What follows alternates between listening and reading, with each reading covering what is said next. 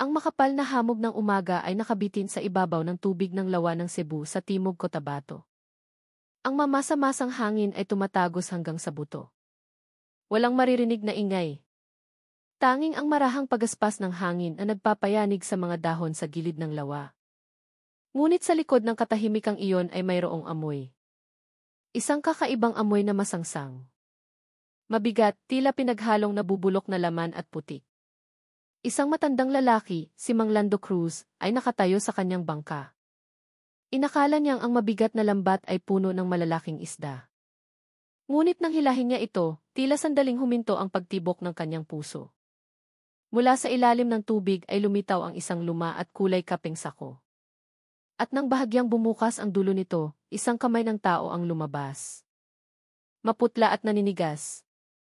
Mahigpit na nakatali ng asul na raffia. Napasigaw si Mang Lando, ang kanyang boses ay bumasag sa hamog, at sa isang iglap ay tinawag ang mga taga-nayon.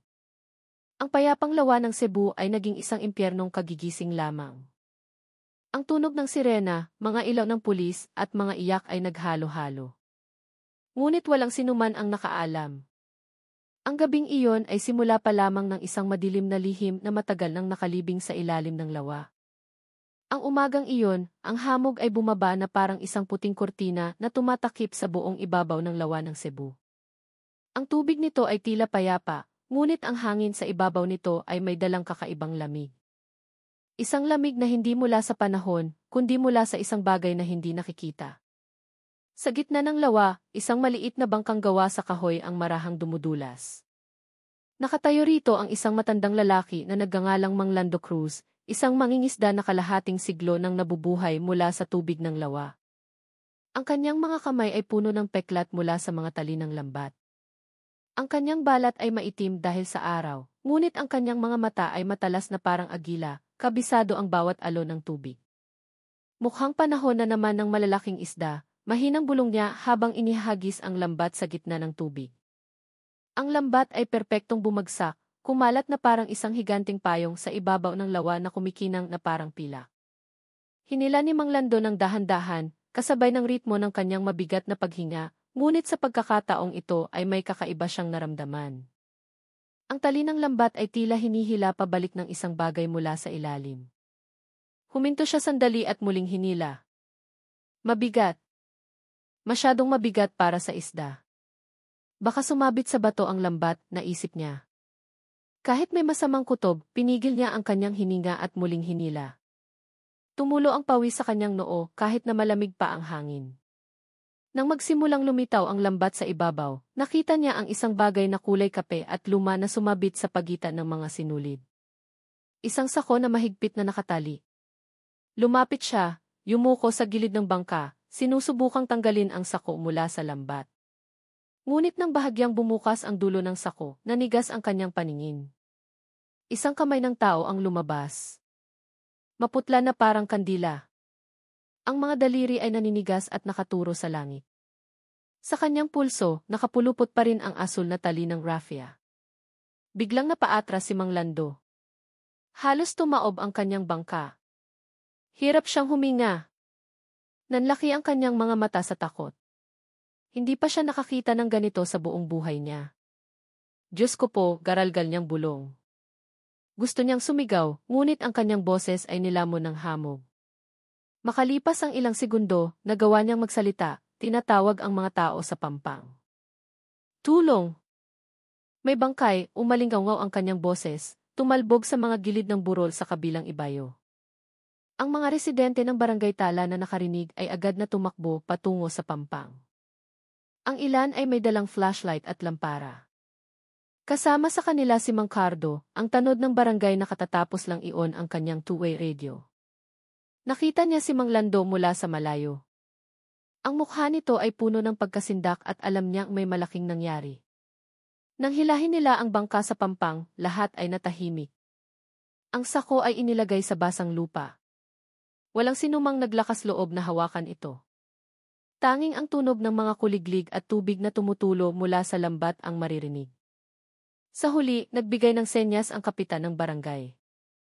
Buksan natin ng kaunti para makasiguro tayo. Isang binata na nanginginig ang mga kamay ang nagbukas ng buhol ng sako. Nang bumukas ang tela, isang masangsang na amoy ang biglang kumalat, dahilan upang umatras ang lahat habang tinatakpan ang kanilang mga ilong. Sa loob, isang katawan ng isang binatang lalaki ang nakahandusay at naninigas. Maputla ang kanyang mukha. Bahagyang nakabukas ang kanyang mga mata at sa kanyang mga labi ay mayroon pang bakas ng tuyong putik. Ang dibdib ng biktima ay basa pa, na tila bagong hango mula sa ilalim ng tubig, ilang oras lang ang nakalipas. Walang malaking sugat. Isang maliit na umbok lamang sa gilid ng ulo na parang bakas ng isang matigas na bagay. Lahat ay natahimik. Tumigil ang pag-ihip ng hangin. Isang nakakatakot na katahimikan ang bumalot sa pampang. Si Mang Lando ay nanghihinang napaupo sa lupa, hawak ang kanyang ulo. Ako. Nangingisda lang ako, sabi niya sa nanginginig na boses. Pero tao ang nahanap ko. Nang gabing iyon, mga lampara ang nakasabit sa kahabaan ng pampang ng lawa. Ang dilaw nitong ilaw ay nanginginig sa ihip ng hangin.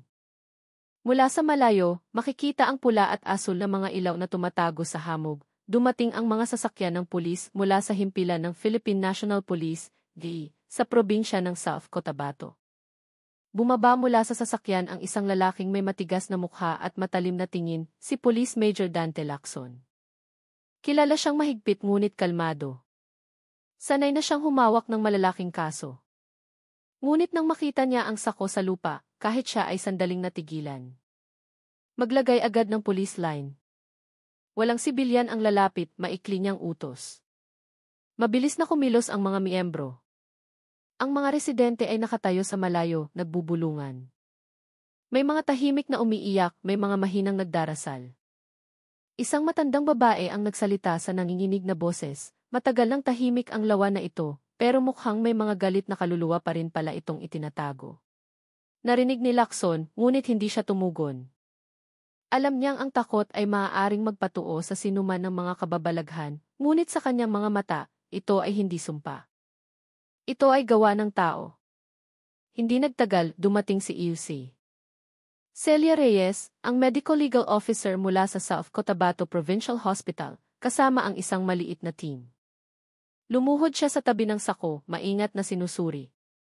Lalaki, tinatayang nasa 30 taong gulang, walang sugat mula sa matalim na bagay, may bakas ng matinding pagpalo sa ulo, may asul na tali sa kamay at paa.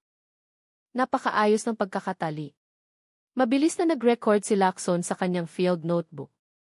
Sisiyasatin natin ang ilalim ng lawa bukas ng umaga. Kung may isa, maaaring mayroon pang iba. Tumingin si Ilse Reyes sa ibabaw ng tubig na payapa na parang itim na salamin. Maraming bagay ang itinatago ng lawa, Major. Minsan, hindi lang tubig. Habang lumalalim ang gabi, muling bumaba ang hamog. Mas makapal. Sa gitna ng dilim, ang ilaw ng mga lampara ay tumatama sa tubig, lumilikha ng mga anino na parang mga figurang nakatayo sa ibabaw. Tinitigan iyon ni Mang Cardo habang mahinang bumubulong. Para bang hinihintay nilang matagpuan silang lahat. At nang gabing iyon, sa gitna ng tunog ng mga kuliglig at kaluskos ng mga dahon, itinago ng lawa ng Cebu ang unang lihim ng isang kwentong yayanig sa buong Mindanao. Kinaumagahan, hindi pa tuluyang nawawala ang hamog nang dumating ang team ng mga divers sa pampang ng lawa ng Cebu. Matalim ang lamig ng hangin at ang amoy ng putik na maihalong gasolina mula sa mga demotor na bangka ay bumalot sa paligid. Si Major Dante Lacson ay nakatayo kasama si Ilse. Celia Reyes. Mag-focus sa lugar kung saan hinila ni Mang Lando ang lambat kahapon, mahigpit niyang sabi. Gumamit ng tali na may pananda bawat 2 metro. Mukhang payapa ang tubig ng lawa, ngunit alam ni Lacson na sa ilalim nito ay maaaring hindi lang putik at isda ang naroon. Nang bumaba ang unang diver, marahang narinig ang ugong ng mga bula. 5 minuto, 10 minuto, tapos isang boses ang narinig sa radyo. Sir! May nahanap kami. Lahat ay napahigpit ang hawak. Nang umakyat ang diver, hawak niya ang isa pang sako. Parehong kulay kape at luma, nakatali ng asul na raffia. Nang dahan-dahang buksan ang sako, isa pang maputlang mukha ang lumitaw. Bahagyang nakabukas ang mga mata. Ang balat nito ay kulay abo na. Bumuntong hininga si Ilse. Reyes. Pangalawang biktima. Pareho ng una, lalaki, mga 30 taong gulang. Hindi nagsalita si Lacson. Tinitigan lamang niya ang lawa ng matagal. Ipagpatuloy ang paghahanap. Halughugin ang paligid. Sa sumunod na 1 oras, ang dating payapang tubig ng lawa ay naging isang nakakakilabot na lugar ng katahimikan. Sa bawat pag-ahon ng diver, palaging may bagong sako sa kamay. 4, 7, 12, 20. Ang mga residenteng nanonood mula sa malayo ay nagsimulang magpanik. Ilang babae ang umiyak ng malakas. Ang iba ay lumuhod at nagdasal. Si Mang Cardo, na nagpapatakbo ng radyo ng barangay, ay sinubukang pakalmahin sila, ngunit ang sarili niyang boses ay nanginginig. Kailangan nating magtiwala na mahahanap ng mga pulis ang katotohanan. Pagsapit ng hapon, nagsimulang umambon. Kumapit ang putik sa sapatos ng mga opisyal. Ngunit walang huminto. Nang iangat ang ika-negatibo 49 na sako, lahat ay natigilan. 49 na katawan. Lahat ay lalaki. Mahirap nang makilala ang mga mukha, ngunit ang mga kamay at paa ay maayos na nakatali. Si Ilse Reyes ay nakatayo sa gitna ng hanay ng mga sako na nakalatag sa basang lupa. Pinatay sila sa halos magkakasabay na panahon, mahina niyang sabi. Walang senyales ng lason. Lahat ay namatay dahil sa matinding pagpalo ng matigas na bagay sa ulo. Tumingin si Lacson sa lawa na muling naging tahimik. Ang ibabaw nito ngayon ay parang isang madilim na salamin na tila nagtatago ng isang kasalanang ayaw ibunyag. Huminga siya ng malalim. Hindi ito aksidente, mariin niyang sabi. Ito ay isang massacre. Samantala, sa di kalayuan, si Nelia Cruz ay tahimik na nakatayo sa ilalim ng isang lumang payong. Maputla ang kanyang mukha, namamaga ang kanyang mga mata. Mula pa kagabi ay hindi niya nakikita ang kanyang ama. Nang makita niya ang hanay ng mga sako, nanghina ang kanyang mga tuhod. Isang batang pulis ang lumapit at inalalayan ang kanyang balikat. Paumanhin, ma'am, hindi pa po namin matukoy kung sino-sino ang mga biktima. Tinitigan ni Nelia ang mga mata ng opisyal habang tumutulo ang kanyang mga luha. Pero kung isa sa kanila ang tatay ko, pakiusap, huwag ninyo siyang iwanang mag-isa rito. Si Lacson, na nakarinig, ay dahan-dahang lumapit. Aalamin namin sa lalong madaling panahon. Pangako. Nang gabing iyon, isang police line ang nakalatag sa kahabaan ng lawa. Ang mga ilaw mula sa mga sasakyan ng pulisya ay tumatama sa tubig, lumilikha ng mga anino na parang mga katawan na gumagalaw pa rin sa ilalim. Sa pansamantalang command post, pinag-aralan ni Lacson ang isang mapa na nakalatag sa mesa. Minarkahan niya ang lokasyon kung saan natagpuan ang mga sako at nagsulat ng maliliit na tala. Lahat lalaki. Produktibong edad. Walang pagkakakilanlan. Pare-pareho ang paraan ng pagkakatali. Pumasok si Ilse Reyes na may dalang sample ng tali at tela mula sa sako. Ang ganitong uri ng asul na raffia ay hindi gawa dito sa lokal. Karaniwang ginagamit sa mga minahan o malalaking pabrika. Kumunot ang noo ni Lacson. Minahan?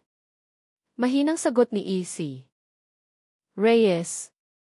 Kung totoo iyon, mas malaki ang kinakaharap natin kaysa sa inaakala natin. Umihip ang hangin ng gabi, dala ang amoy ng tubig at putik sa labas ng tolda. Ang mga residente ay nagbabantay pa rin, nagsisindi ng maliliit na apoy, natatakot na baka muling iluwa ng lawa ang mga lihim nito. At sa gitna ng kumakapal na hamog, ang lawa ng Cebu ay muling naging tahimik, isang katahimikan na nagpaparamdam sa lahat sa paligid na sila ay pinagmamasdan.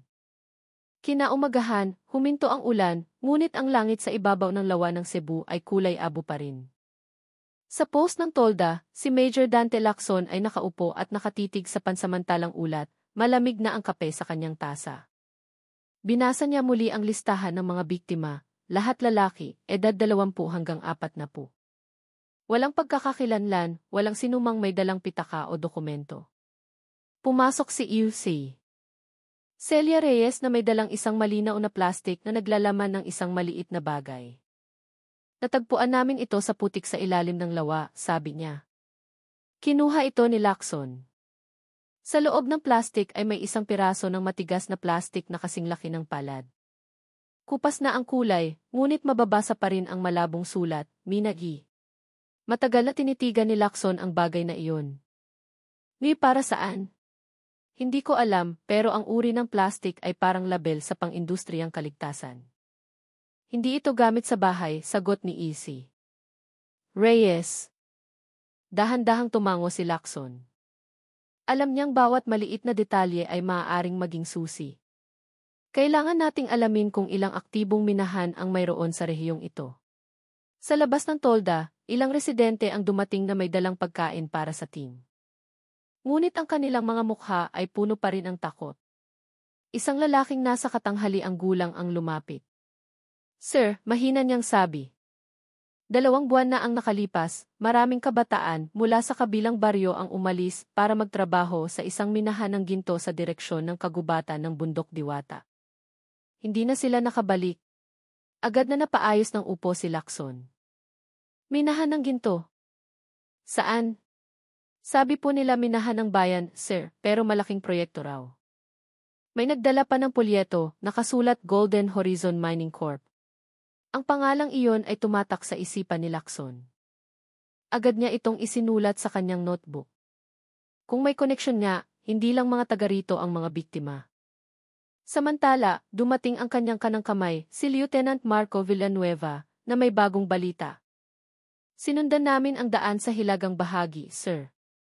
May nakita kaming mga bakas ng malaking truck sa basang lupa. Bago pa. Siguro wala pang 1 linggo. Inilapag niya ang mga larawan sa mesa. Malinaw na makikita ang mga bakas ng mabibigat na gulong at mga tira-tirang putik na tumulo patungo sa daan papasok sa gubat. Tinitigan ni Lacson ang mga larawan habang mabilis na nag-iisip.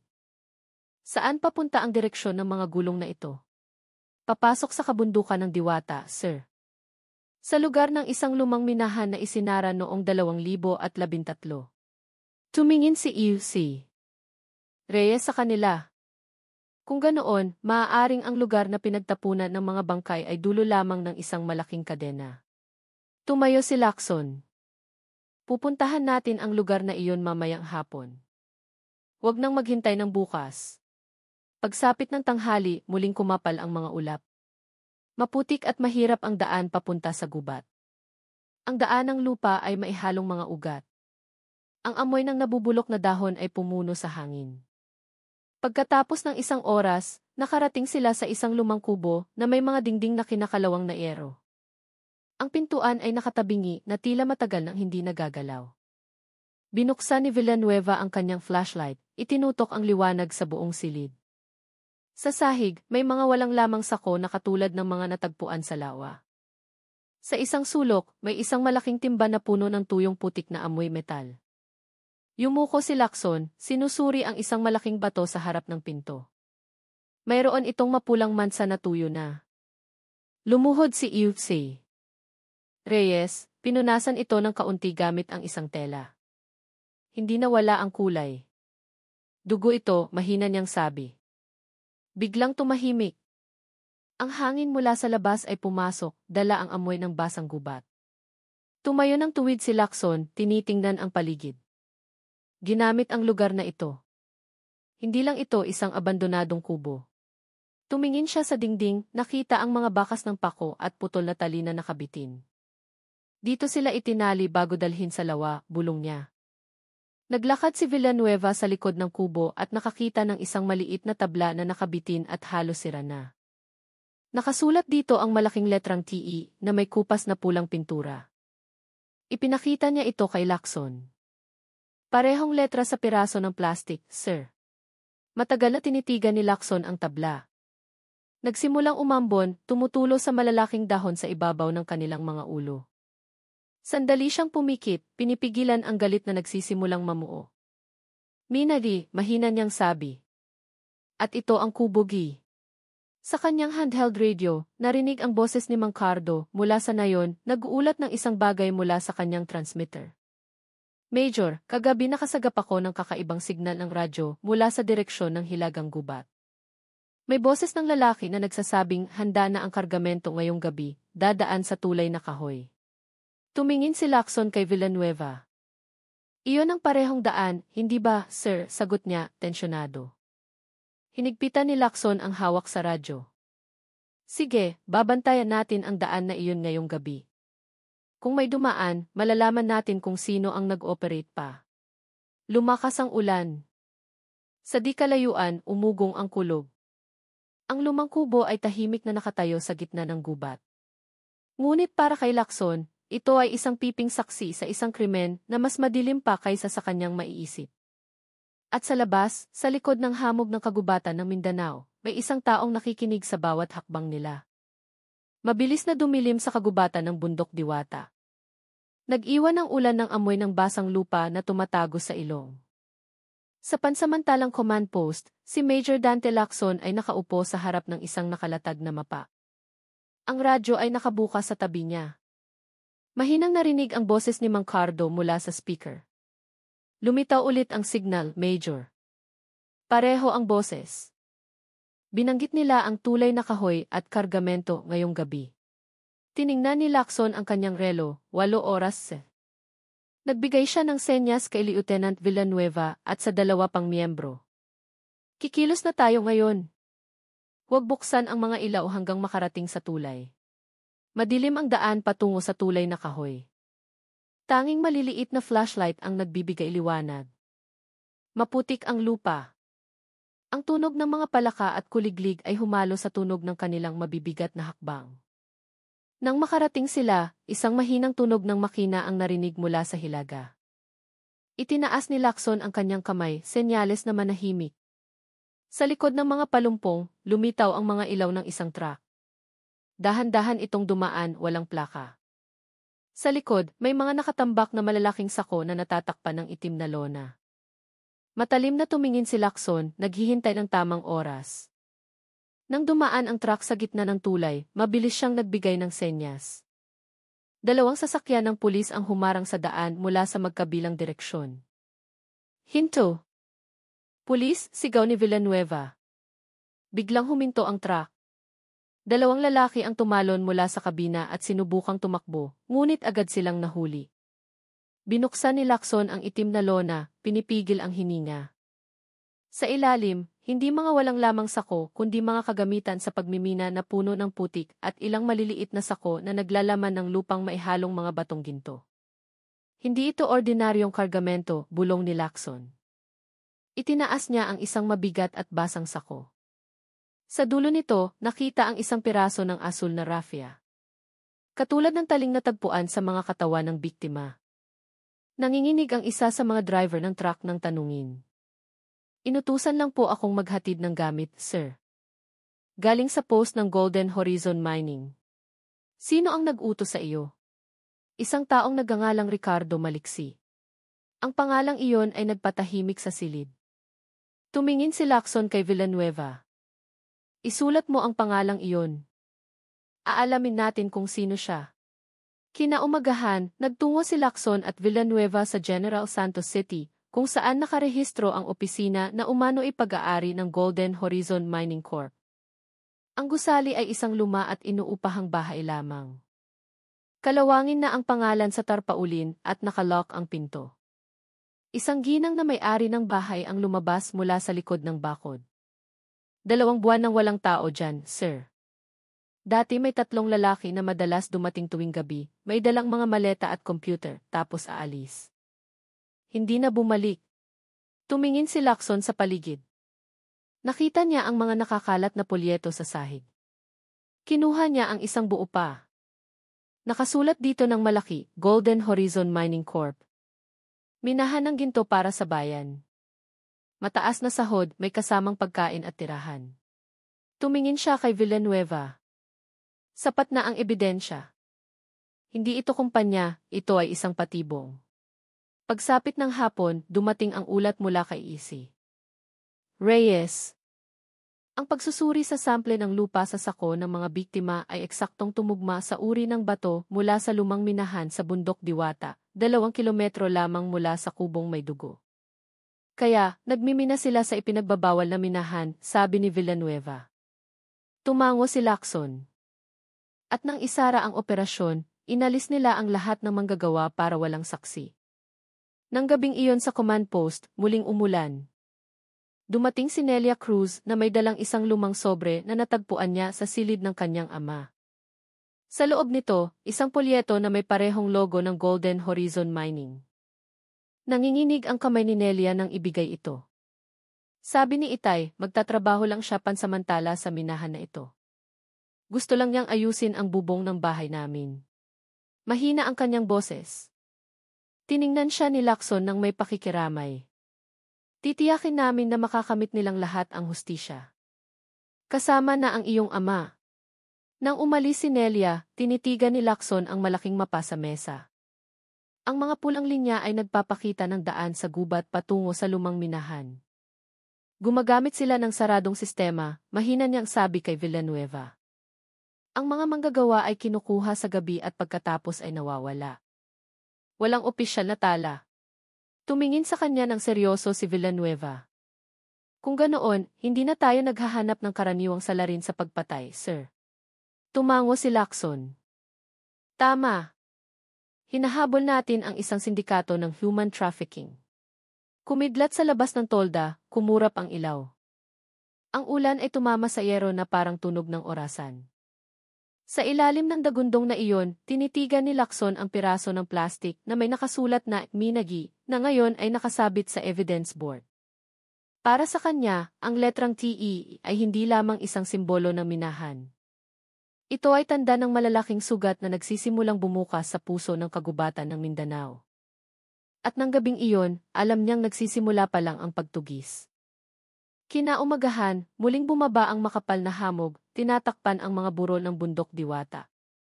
Mamasa-masa ang hangin, madulas pa rin ang lupa pagkatapos ng ulan kagabi. Pinangunahan ni Major Dante Lacson ang isang maliit na team na binubuo ng 5 tao, kasama sina Lieutenant Villanueva at Reyes, patungo sa lokasyon ng lumang minahan sa bundok Diwata. Sa likuran nila, sumama si Nelia Cruz, kasama ang mga medical personnel, dala ang mga kagamitan sa dokumentasyon. Ang daan ng kanilang tinahak ay puno ng mga sirang sanga at putik. Si Villanueva ay naglalakad sa unahan na may handang sandata. Makikita pa rin ang mga bakas ng malaking gulong, sabi niya. Madalas silang dumadaan dito. Pinansin ni Lacson ang mga bakas ng gulong na basa pa. Nasa landas na nila tayo. Mag-ingat, huwag maghihiwalay. Matapos ang halos 2 oras na paglalakad, nakarating sila sa isang maliit na kapatagan na napapalibutan ng matataas na puno. Doon nakatayo ang ilang gusaling gawa sa kinakalawang na yero. Ang mga labi ng isang tabla na may nakasulat na Minahan ng Bayan ng Diwata, isinara 2013, ay nakabitin pa rin sa tarangkahan. Umihip ang hangin, nagpagalaw sa mga yero, lumilikha ng isang matinis na tunog sa gitna ng katahimikan. Binuksan ni Villanueva ang isa sa mga pinto. Madilim at maalikabok sa loob, ngunit malakas pa rin ang amoy ng metal at diesel. Itinutok ni EUC Reyes ang kanyang flashlight sa sahig. May mga maitim na mansa sa ilang bahagi. Lumuhod siya, hinawakan ang ibabaw. Dugo ito. Hindi pa matagal. Tumingin si Lacson sa paligid. Sa isang sulok ng silid, nakita niya ang isang maliit na bakal na aparador na bahagyang nakabukas. Dahan-dahan niya itong hinila. Sa loob ay may mga tumpok ng basang dokumento, ilang pahina ay mailistahan ng mga pangalan at pirma. Ang logo ng Golden Horizon Mining ay malabo nang makita. Ito ang listahan ng kanilang mga manggagawa, sabi ni Villanueva. Tumango si Lacson. O listahan ng mga biktima. Isang tunog ng mga yabag sa labas ang nagpalingon sa kanila. Isang miyembro na nagbabantay ang mahinang tumawag. Sir! Mayroon sa likod ng gusali. Mabilis silang lumabas. Sa likod ng mga palumpong, may isang daanang pababa, patungo sa isang maliit na lambak. Sa dulo nito ay may isang kubo na gawa sa kahoy na may mga lumang drum ng langis sa harap. Sa lupa sa paligid, may mga nagkalat na walang lamang sako at asul na tali ng raffia. Sinuri ni EUC Reyes ang isa sa mga drum. Isang masangsang na amoy ng metal at nabubulok na dugo ang sumingaw. Ginamit nila ang lugar na ito para linisin ang mga labi bago itapon, mahina niyang sabi. Si Elia, na nakatayo hindi kalayuan, ay napatingin sa sahig ng lambak. Sa gitna ng mga dahon, may isang bagay na kumikinang na natatakpan ng putik. Lumuhod siya, dahan-dahang nilinis at pagkatapos ay natigilan. Isang pilak na kwintas na may maliit na letrang TT sa palawit nito. Nanginginig ang kanyang kamay. Ito. Pag-aari ng Itay. Dahan-dahang lumapit si Lacson. Tinitigan niya ang kwintas. Nakilala niya ang hugis nito mula sa larawang ipinakita ni Nelia kagabi. Nanigas ang kanyang mukha, ngunit nanatiling kalmado ang kanyang boses. Dadalhin natin ito. Malakas na ebidensya na dinala dito ang iyong ama. Tumingin si Villanueva sa paligid, itinatala ang posisyon ng bawat bagay. Lahat ng senyales ay tumuturo sa isang bagay, sir. Hindi lang sila iligal na nag-empleyo, pumapatay sila para pagtakpan ang iligal na minahan na ito. Tinitigan siya ni Lacson ng matalim. At hindi pa natin alam kung sino ang namumuno sa lahat ng ito. Sa sandaling iyon, umingay ang handheld radio ni Lacson. Narinig ang nagmamadaling boses ni Mang Cardo. Major, nakakuha ako ng balita mula sa mga residente. May isang malaking truck na dumaan sa daan ng Ala Valley kanina lang. Sabi nila, binanggit ng isa sa mga driver ang pangalang Tigre ng Mindanao. Sandaling natigilan si Lacson. Narinig na niya ang pangalang iyon sa ilang lumang ulat. Isang dating tagapamahala ng iligal na minahan sa Agusan del Sur na nawala ng walang bakas. Kilala siyang malupit at walang awa. Tumingin sa kanya si Villanueva. Maaaring ang taong tinatawag na Ricardo Maliksi at ang Tigre ng Mindanao ay iisang tao. Dahan-dahang tumango si Lacson. At kung totoo ngang narito siya, ang minahang ito ay hindi lang isang iligal na operasyon. Ito ay isang malaking network. Nagsimulang dumilim ang langit. Umugong ang kulog mula sa malayo. Mabilis na nagbigay ng utos si Lacson. Urong tayo ngayong gabi. Bukas, maghahanda tayo ng isang buong team para sa pagsalakay. Gusto ko siyang mahuli ng buhay. Naglakad sila pabalik sa madulas na daan patungo sa post. Nagsimulang bumuhos ang malakas na ulan, binabasa ang kanilang mga damit at kagamitan. Ngunit walang nagsasalita. Sa kanilang isipan, iisang pangalan lang ang umiikot, Tigre ng Mindanao. Isang anino na ngayon ay naging susi sa lahat ng pagkamatay sa lawa ng Cebu. At sa malayo sa gitna ng gubat, sa isang kubo na may ilaw pa, isang malaking lalaki na may mahabang peklat sa mukha ang naghahasa ng isang itak. Sa kanyang dibdib, isang tatoo ng ulo ng tigre ang malinaw na kumikinang sa ilalim ng ilaw ng lampara.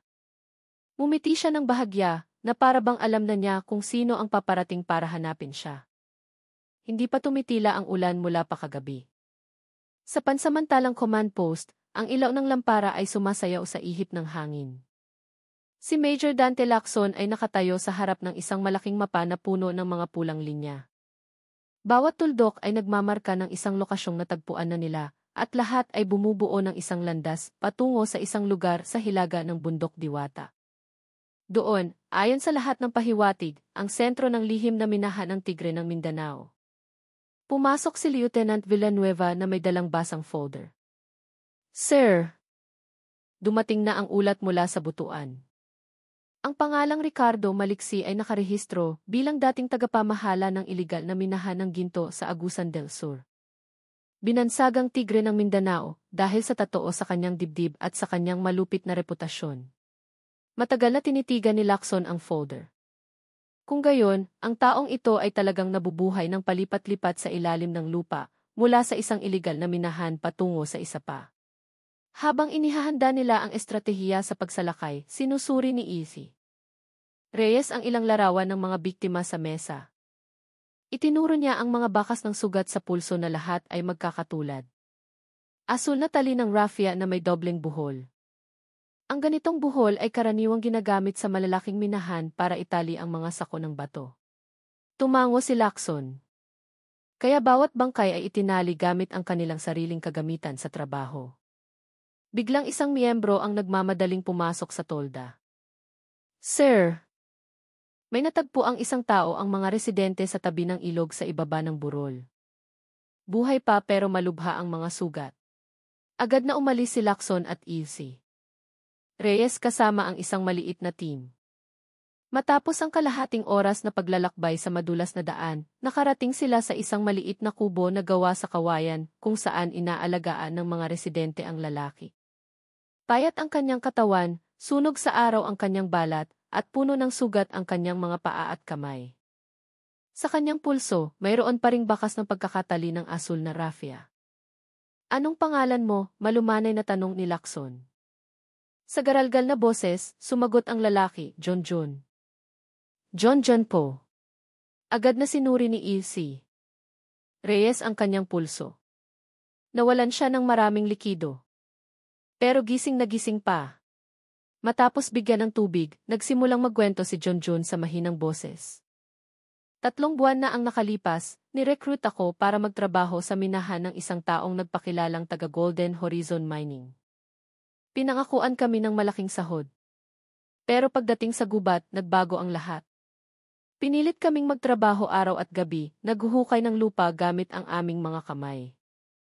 1 beses lang sa isang araw kumain. Isinulat ni Lacson ang bawat salita. Ilan kayo doon? Marami, siguro 100. Marami ang namatay dahil nahulog sa mga hukay ng minahan. Ang mga lumalaban, binubugbog. Tapos tuwing gabi, may dumarating na truck. Sabi nila maghahatid ng bato palabas. Pero alam naming hindi bato ang laman ng mga sakong iyon. Tumingin si Ilse Reyes kay Lacson. Nanigas ang kanyang mukha. Pareho nang nangyari sa lawa. Nagpatuloy si Junjun na may namumuong luha sa kanyang mga mata. Noong huling gabi, tinipon kaming lahat. Galit na galit ang tigre ng Mindanao dahil balita raw na papalapit na ang mga pulis. Ayaw niyang may mabuhay na saksi. Pinakain kami ng kanin na mapait ang lasa. Marami ang agad na hinimatay. Ako, nasuka ako. Nagkunwari akong hinimatay. Mula sa siwang ng tabla, nakita ko mismo. Itinali nila ang mga katawan ng mga kasama ko at isinilid sa mga sako. Nanginginig ang boses ni John John. Tumakbo ako sa gubat habang abala sila. 3 araw akong naglakad ng walang direksyon hanggang sa mahulog sa ilog. Tinapik ni Lacson ang kanyang balikat. Ginawa mo ang tama, John John. Ngayon, magpahinga ka na. Kami na ang bahala sa iba. Tinitigan ni Ilse Reyes ang mukha ni Lacson. Ang kanyang testimonya ay sapat na para patunayan na ang lahat ng pagpatay ay sistematikong ginawa. Tumango si Lacson. Mula ngayong gabi, hindi na tayo maghahanap ng ebidensya. Hahanapin na natin ang salarin.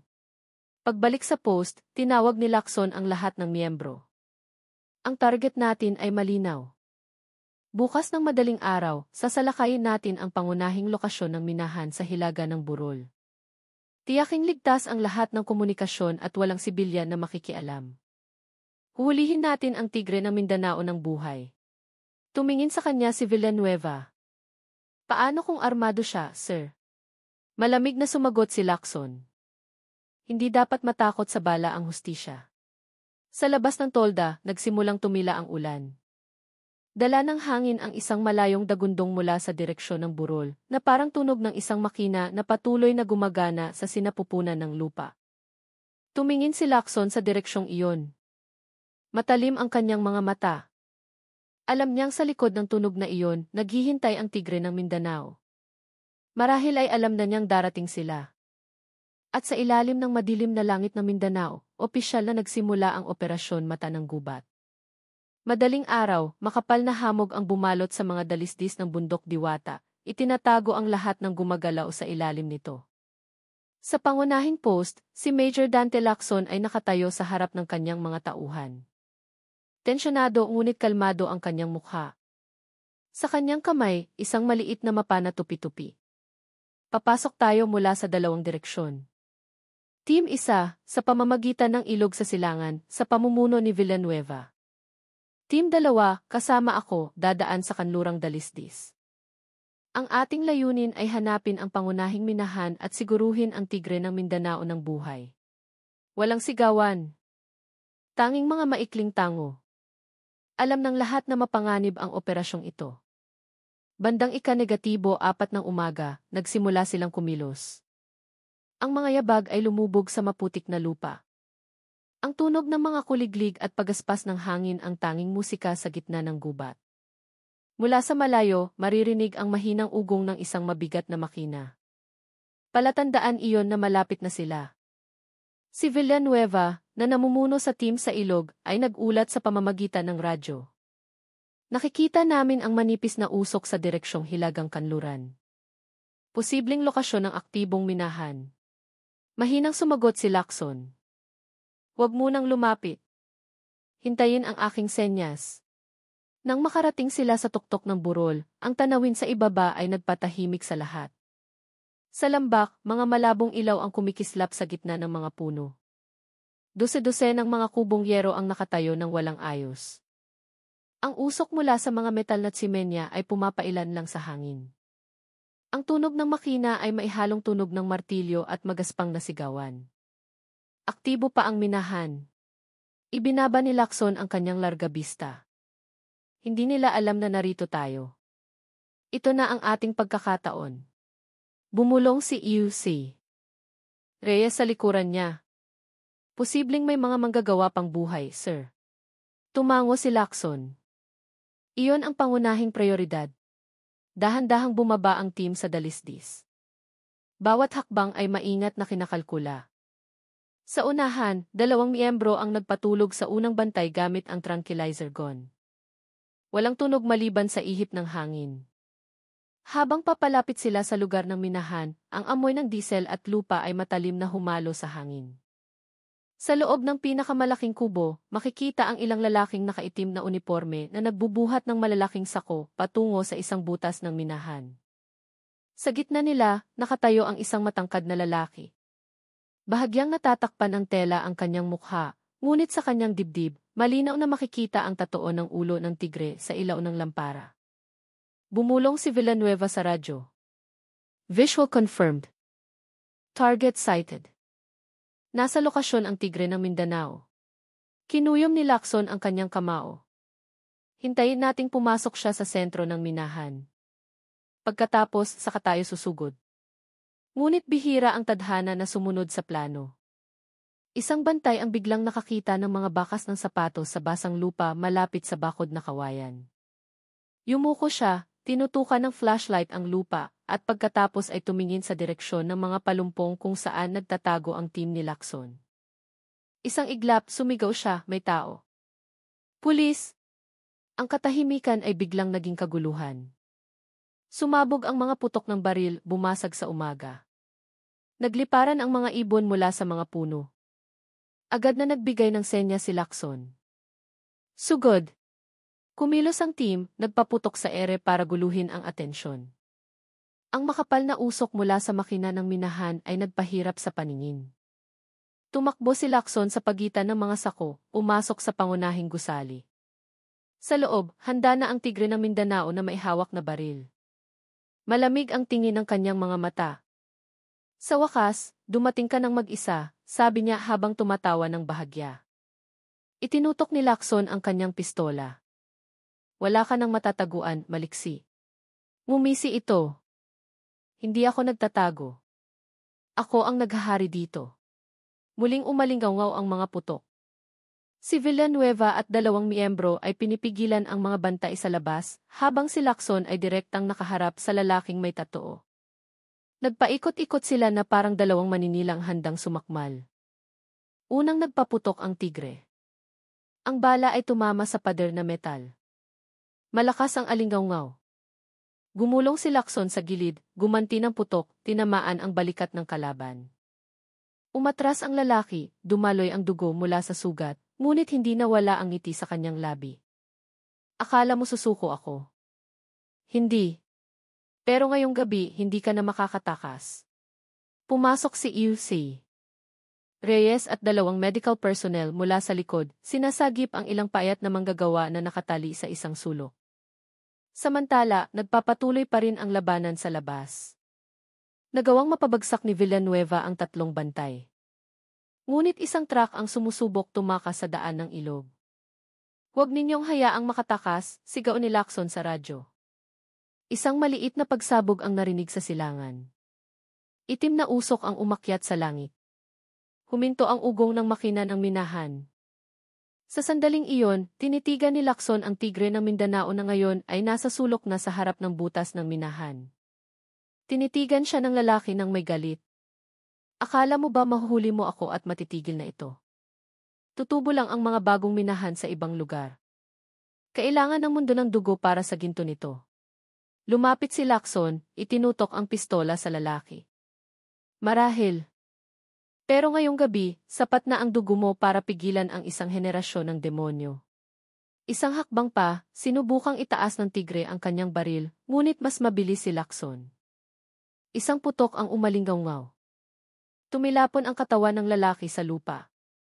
Ang kanyang baril ay tumalsik sa gilid ng butas ng minahan. Huminto ang lahat ng makina. Tanging ang agos ng ilog sa ibaba ng burol ang maririnig. Na para bang sa wakas ay nakahinga na ang gubat. Tumayo ng tuwid si Lacson sa gitna ng alikabok at usok, tinitigan ang katawan ng lalaki na ngayon ay hindi na gumagalaw. Sa likuran niya, dumating si Villanueva na hingal. Ligtas na ang lokasyon, sir. Lahat ng manggagawa ay nailigtas. Mahinang sumagot si Lacson. Hindi lahat. Pero sapat na para simulan ang hustisya. Nagsimulang humupa ang hamog ng umaga, ngunit ang amoy ng diesel at dugo ay nanatili sa hangin ng minahan. Ang itim na usok mula sa maliit na pagsabog sa silangan ay unti-unting nawala. Si Major Dante Lacson ay tahimik na nakatayo sa harap ng butas ng minahan, pinagmamasdan ang katawan ng tigre ng Mindanao na nakahandu sa isabasang lupa. Blanko ang kanyang tingin, ngunit walang tagumpay sa kanyang mukha. Tanging isang malalim na pagod. Target neutralized, ulat ni Lieutenant Villanueva, ibinaba ang kanyang baril. Ligtas na ang buong lugar. Wala nang natitirang kalaban. Tumingin si Lacson sa paligid. Ilang miyembro ang tumutulong sa paglabas ng mga manggagawang nabuhay. Maputla ang kanilang mga mukha, payat ang mga katawan. Ang ilan ay paika-ikang naglalakad. Abala si EUC. Reyes sa paggamot ng mga sugat. Nanginginig ngunit mabilis ang kanyang mga kamay. Karamihan ay matinding dehydration at trauma, maikli niyang sabi. Kailangan natin silang ilikas agad. Tumango si Lacson. Tawagin ang medical team mula sa post sa ibaba. Gamitin ang daan ng ilog. Masyadong mahirap ang daan sa lupa. Si Nelia Cruz, na kanina pa sumusunod sa likod, ay dahan-dahang lumapit sa katawan ng tigre ng Mindanao. Maputla ang kanyang mukha, ngunit malamig ang tingin ng kanyang mga mata. Siya ba ang pumatay sa aking ama? Tinitigan siya ni Lacson. Pinamunuan niya ang lahat. Ngunit namatay ang iyong ama dahil maraming taong nanahimik. Bumuntong hininga si Nelia, tumulo ang kanyang mga luha, ngunit hindi dahil sa kahinaan. Kung ganoon, hayaan nating malaman ng mundo kung sino ang mga nanahimik na iyon. Binuksan niya ang kanyang maliit na kamera at kinunan ang lokasyon. Samantala, mula sa butas ng minahan ay narinig ang tunog ng tubig na may kasamang pagguho ng bato. Lumingon si Villanueva. Hindi stable ang butas, sir. Maaaring gumuho anumang oras. Tumingin si Lacson sa madilim na kailaliman na lumalamon sa lahat. Hayaan itong magsara. Hayaan na ang lahat ng kanilang itinago ay malibing dyan. Ilang oras makalipas, isang konvoy ng mga sasakyan at medical truck ang bumaba patungo sa nayon. Sa loob ng isa sa mga truck, ang mga biktima ay nakahiga sa mga stretcher. Si Villanueva ay nakaupo sa tabi ni Junjun, ang unang saksi na kanilang natagpuan. Tumingin ang lalaki sa bintana na may blankong mga mata. Tapos na, mahinang sabi ni Villanueva. Umiling si Junjun. Hindi ito matatapos. Marami pang katulad namin sa ibang lugar. Tumingin si Villanueva sa unahan, hindi makasagot. Sa ibang sasakyan, tahimik na nakaupo si Lacson sa tabi ni Easy. Reyes. Maalog ang daan, ngunit mas mabigat pa sa bato ang kanyang isipan. Ilang tao na ang namatay dahil sa kasakiman, bulong niya. Tumingin si EUC. Reyes sa labas. Masyadong marami para bilangin. Pero ngayong umaga, kahit papaano ay nailigtas natin ang ilan. Tumango lamang si Lacson. Sa salamin, nakita niya si Nelia na kinukunan ang hanay ng mga manggagawang nailigtas. Mga mukhang mahina ngunit buhay. Sapat na iyon na dahilan para manatiling nakatayo. Pagdating nila sa pangunahing post, muling umulan. Kulay abo ang langit, ngunit mas magaan ang pakiramdam ng hangin. Nakahanay ang mga ambulansya. Ang mga opisyal ay labas-masok na may dalang mga kagamitang medikal. Isang miyembro ang lumapit para mag-ulat. Sir, lahat ng ebidensya ay nakuha na, mga dokumento, listahan ng pangalan, mga kagamitan sa pagmimina. Tumango si Lacson. Tiyaking lahat iyan ay direktang ipapadala sa headquarters. Ayokong may mawala ni isa sa daan. Pagsapit ng hapon, matapos madala ang lahat ng biktima sa ospital, muling tumahimik ang post. Tanging ang tunog ng ulan at hangin sa pagitan ng mga tolda ang natira. Mag-isang nakaupo si Lacson sa isang upuang kahoy, tinititigan ang basang mapa sa mesa. Dumating si Villanueva na may dalang isang tasa ng mainit na kape. Sir, kakausap ko lang kay Junjun. Payag siyang maging saksi sa korte. Bumuntong hininga si Lacson. Mabuti. Pero tiyakin mong mahigpit siyang babantayan.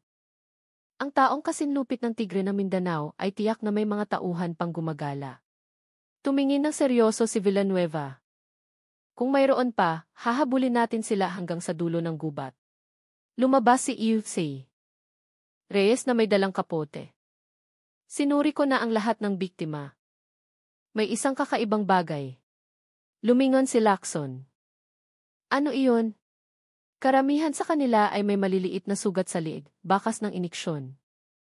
Hinala ko, binigyan sila ng pampatulog bago isilid sa sako. Sandaling natahimik si Lacson. Tumigas ang kanyang mukha. Ibig sabihin, may medical personnel sa panig nila. Mahinang sabi ni AC. Reyes. At nangangahulugan iyon na mas malaki ang network na ito kaysa sa inaakala natin. Bumalot ang katahimikan sa tolda, tanging ang tunog ng ulan na tumutulo sa yero ang maririnig. Tumayo si Lacson, tumingin sa labas patungo sa gubat na nababalot ng hamog. Sa likod ng lahat ng katahimikan na iyon, alam niyang may mga anino pang hindi nagagalaw. Hindi pa tapos ang laban na ito, mahina niyang sabi. Tumingin sa kanya nang may pagtataka si Villanueva. Anong ibig ninyong sabihin, sir? Tumingin si Lacson ng diretso sa burol. Maaaring patay na ang tigre, pero hindi pa wasak ang kanyang pugad. Umihip ang hangin, dala ang amoy ng lupa at metal. Sa di kalayuan, muling kumidlat. Na para bang ang gubat mismo ang nagpapaalala na ang kasamaan ay hindi kailanman tuluyang namamatay. 3 araw matapos ang operasyon sa Bundok Diwata, ang pansamantalang himpilan ng pulisya sa Barangay Tala ay napuno ng mga ulat. Umuulan pa rin sa labas, ngunit iba na ang kapaligiran. Nagsimula nang maglakas loob ang mga residente na lumabas ng bahay. Ang mga bata ay nagtatakbuhan sa maputik na bakuran.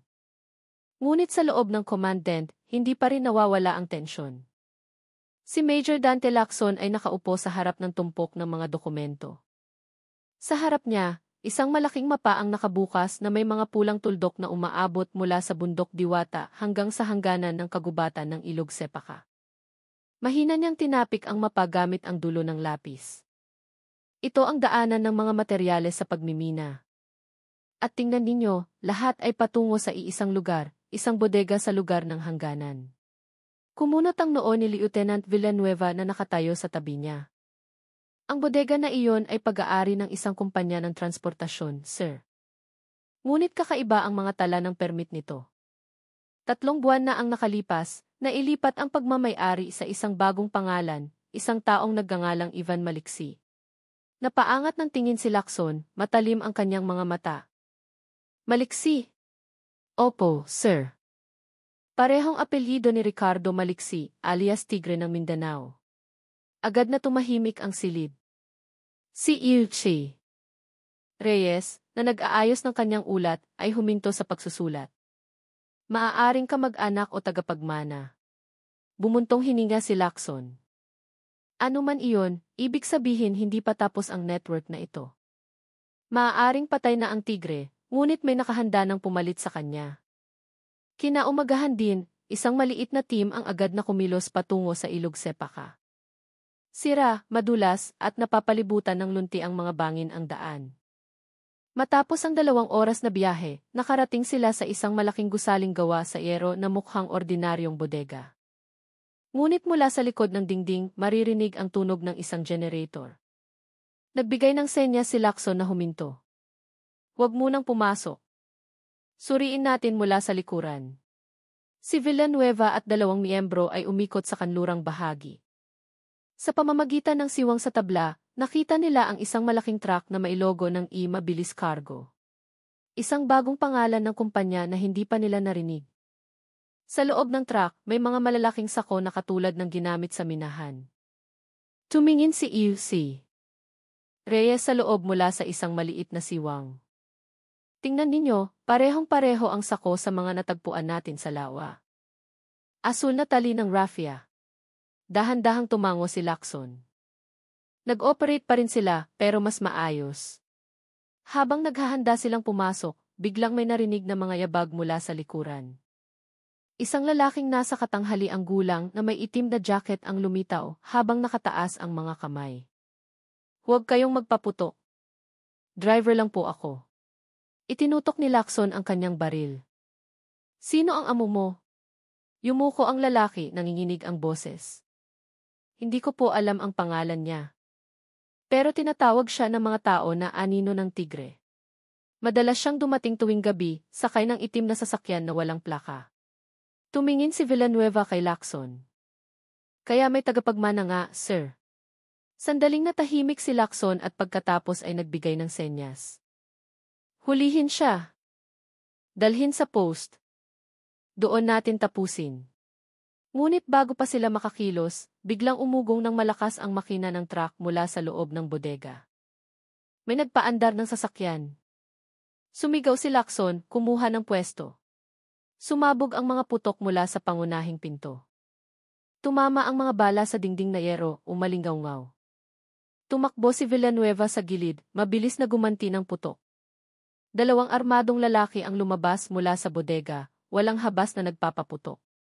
Yumuko si Lacson, kumuha ng pwesto sa likod ng isang bakal na drum. Binaril niya ang isang salarin sa balikat. Bumagsak ito. Ang isa naman ay tumakbo papasok sa truck at sinubukang tumakas. Huwag ninyong hayaang makatakas, sigaw ni Lacson. Mabilis na umarangkada ang truck patungo sa ilog, binangga ang bakod na kawayan. Hinabol ito ni Lacson kasama si Villanueva. Bago pa makatawid ang truck sa tulay na kahoy, binaril ni Villanueva ang gulong sa unahan. Tumagilid ang truck sa gilid ng daan, bumangga sa isang malaking puno nang may malakas na kalabog. Makapal na usok ang lumabas. Dahan-dahang lumapit si Lacson, itinutok ang baril. Mula sa loob ng truck, isang binatang lalaki ang lumabas. Ang kanyang mukha ay puno ng dugo at alikabok. Sa kanyang kaliwang dibdib, isang maliit na tatoo ng ulo ng tigre, hindi pa tapos. Tinitigan siya ni Lacson ng matalim. Sino ka? Mahinang humiti ang lalaki. Ako ang tagapagmana. Akala mo ba mamamatay ang tigre nang hindi nag-iiwan ng anak? Hinila siya ni Lacson palabas.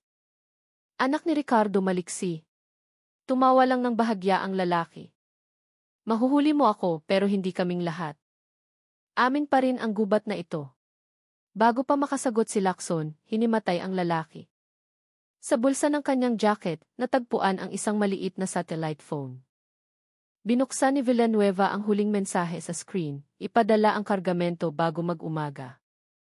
Handa na ang daanan sa dagat. Matagal na tinitigan ni Lacson ang sulat. Matigas at malamig ang kanyang mukha. Hindi lang sila sa gubat. Nakarating na sila sa dagat. Dumating si EUC Reyes, hingal pa rin. Sir, kung totoo ang mensaheng iyan, wala pa tayong isang araw bago mailipat ang lahat. Tumingin si Lacson sa ilog na malakas ang agos patungong kanluran. Kung ganoon, pipigilan natin sila doon. At tatapusin na natin ang lahat ng bakas ng tigre. Muling dumilim ang langit. Kumidlat sa tuktok ng burol. Ang huling operasyon ay magsisimula pa lamang. Kulay abo ang langit sa hapon sa hangganan ng Sarangani Bay. Malakas na humahampas ang mga alon sa mga bato. Isang lumang cargo ship ang nakadaong sa isang tahimik na pantalan na gawa sa kahoy. Sa gilid nito, nakasulat ang kupas na letrang T bituin. Sa ilalim ng kubyerta, ipinapakita ng malabong ilaw ang hanay ng malalaking sako na may parehong asul na raffia. Ang selyo ng minahan. Si Major Dante Lacson ay nakatayo sa tuktok ng isang bangin, hawak ang larga bista. Sa tabi niya, itinatala ni Lieutenant Villanueva ang oras at posisyon. 3 sasakyan na ang dumating, sir. Sinimulan na nilang ilipat ang mga sako sa barko. Ibinaba ni Lacson ang larga bista. Kung gayon, totoo ang mensahe mula sa satellite phone. Ililipat nila ang mga gamit ngayong gabi. Tumingin si EUC Reyes sa madilim na dagat sa ibaba. Ang mga gamit na iyon ay hindi lang produkto ng minahan. Maaaring mga katawan pa ng biktima na hindi pa nila naitatapon. Tinitigan siya ni Lacson sandali at pagkatapos ay mahinang nagsalita, hindi tayo maaaring maghintay ng tulong. Kapag umalis ang barkong iyan, mawawala ang lahat. Pinindot niya ang radyo. Lahat ng unit, maghanda sa posisyon. Huwag sasalakay hanggat hindi ko ibinibigay ang senyas. Dahan-dahang bumaba ang gabi. Dala ng hangin mula sa dagat ang amoy ng asin at langis. Dahan-dahang ibinababa ng mga manggagawa ang mga sako. Mula sa malayo, lumitaw ang isang binatang lalaki na nakasuot ng itim na jacket. Malinaw na nakikita ang kanyang tatoo sa ilalim ng ilaw, isang maliit na ulo ng tigre sa kaliwang dibdib. Siya si Ivan Maliksi, ang anak ng tigre ng Mindanao. Pinanood ni Lacson ang kanyang mga galaw sa pamamagitan ng larga bista. Target visual confirmed. Siya mismo ang nag-aayos ng kargamento. Tiningnan ni Villanueva ang kanyang relo. Susugod na ba tayo, sir? Umiling si Lacson. Hintayin nating sumakay silang lahat sa barko. Sabay-sabay natin silang hulihin. Kalahating oras ang lumipas. Nagsimulang umandar ang makina ng barko. Humina ang mga ilaw sa pantalan. Sa sandaling iyon, nagbigay ng senya si Lacson. Ngayon, sumabog ang liwanag mula sa mga searchlight, bumasag sa kadiliman. Pulis! Ibaba ang inyong mga armas, sigaw ni Lacson mula sa megaphone. Agad na narinig ang mga putok ng baril bilang tugon. Ang mga bantay sa barko ay nagpaputok patungo sa pampang. Tumama ang mga bala sa mga bato, lumilikha ng mga kislap. Nagtago si Lacson at Villanueva sa likod ng isang kahoy na kahon, gumanti ng mga tumpak na putok. Team 2, harangin ang likod ng barko, sigaw ni Lacson sa radyo. Opo, sir. Lalapit kami gamit ang rubber boat. Sa kubyerta, hinila ni Ivan Maliksi ang isang malaking drum ng gasolina. Sunugin ang lahat, sigaw niya sa kanyang mga tauhan. Kung babagsak ako, walang matitira. Narinig ni Lacson ang sigaw. Villanueva, huwag mong hayaang pasabugin niya ang barko. Bumaba silang dalawa sa hagdan ng bato, sumuong sa mga putok. Madulas ang mga paa dahil sa malakas na hampas ng alon. Naiwan si EUC Reyes sa likod, tinutulungan ang dalawang biktima na nakatali sa pantalan. Nang makarating sila sa ibabang kubyerta, sinipa ni Lacson ang bakal na pinto at pumasok. Agad na sumingaw ang amoy ng gasolina. Sa gitna ng silid, nakatayo si Ivan na may hawak na maliit na sulo. Ang kanyang mukha ay puno ng alikabok at galit. Hinto, itinutok ni Lacson ang kanyang pistola. Ngumiti si Ivan. Akala mo ba sa pagpatay sa aking ama, tapos na ang lahat? Ipinagpapatuloy ko lang ang sinimulan niya. Ang sinimulan ng iyong ama ay isang libingan para sa mga tao, malamig na sagot ni Lacson. At magtatapos ka sa parehong lugar. Itinaas ni Ivan ang sulo. Kung ganoon, sabay tayong masusunog. Ngunit bago pa niya ito maihagis, binaril ni Villanueva ang kamay ni Ivan. Nahulog ang sulo, nag-apoy sa sahig na kahoy. Mabilis na kumalat ang apoy. Labas, sigaw ni Lacson. Hinilan niya si Ivan na sumisigaw sa sakit, habang pinapatay ni Villanueva ang apoy gamit ang basang tela. Napuno ng makapal na usok ang silid. Nang biglang sumabog ang ibabang bahagi ng barko, tumalsik ang tubig dagat. Dumating ang team 2 mula sa dagat, hinila ang tali ng bangka sa gilid ng halos lumulubog na barko. Ligtas na ang lahat. Sakay. Ilang minuto makalipas, nagawa nilang lumayo bago tuluyang lumubog ang barko. Mula sa malayo, ang liwanag ng apoy ay tumatama sa ibabaw ng dagat, parang isang namamatay na pulang araw. Si Ivan maliksi ay nakaupo sa sahig ng bangka, nakaposas ang kanyang mga kamay. Tinitigan niya ang apoy na tumutupok sa barko na may blankong mga mata. Akala mo ba nanalo ang hustisya ngayong gabi, Kapitan? Mahina niyang sabi. Pero hahanapin pa rin ang ginto. Dadaloy pa rin ang dugo. Tinitigan siya ni Lacson. Marahil. Pero ngayong gabi, hinugasan na ng dagat ang kasalanan ng iyong ama at ang sa iyo. Nakarating sila sa pampang bago mag-umaga. Ang unang sinag ng araw ay lumitaw sa likod ng abot-tanaw, nagbibigay liwanag sa pagod na mukha ng lahat. Nailigtas ang mga biktima. Wasak na ang network ng iligal na minahan. At ang pangalan ng Tigre ng Mindanao ay opisyal na nagwakas sa karagatan. Nakatayo si Iusay Reyes sa buhanginan, nakatingin sa araw. Sa wakas, bulong niya. Tumayo si Lacson sa tabi niya, nakatingin sa dagat na ngayon ay payapa. Walang katapusan ang hustisya, Dorothy. Tanging isang pahinga bago dumating ang panibagong kadiliman. Sa di kalayuan, ibinaba ni Villanueva ang isang maliit na bandila ng pulisya sa nasunog na pantalan. Dala ng hangin mula sa dagat ang amoy ng asin at abo. Nang araw na iyon, isinara ng